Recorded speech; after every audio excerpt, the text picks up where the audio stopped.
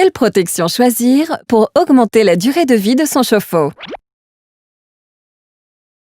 Les chauffe-eau fonctionnent à la fois comme des bouilloires et des thermos. Une résistance électrique chauffe l'eau, tandis que la cuve garde la chaleur. Au fil du temps, ils sont soumis à deux types de dégradation. La corrosion de la cuve.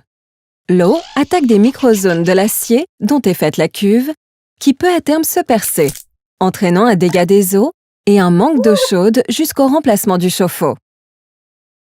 L'entartrage de la résistance. La couche de tartre réduit l'efficacité de la résistance et entraîne une consommation d'énergie plus importante.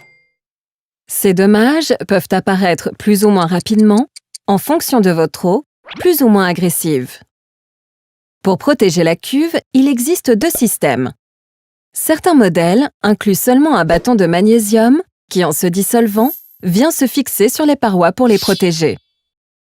Dans les modèles ACI hybrides, le bâton de magnésium recouvre un embout en titane qui renforce son efficacité.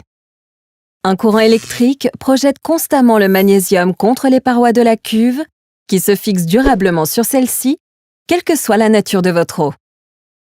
Pour éviter l'entartrage de la résistance, on peut opter pour une résistance stéatite, c'est-à-dire placée dans un fourreau. En l'absence de tartre, celle-ci conserve son efficacité au fur et à mesure du temps. Elle peut également être changée facilement, contrairement aux résistances blindées qui sont plongées dans l'eau. Lorsqu'on remplace son chauffe-eau, il est donc important de faire attention aux différents systèmes de protection, mais également au type de résistance utilisée. Envie d'en savoir plus? Découvrez notre série de vidéos pédagogiques.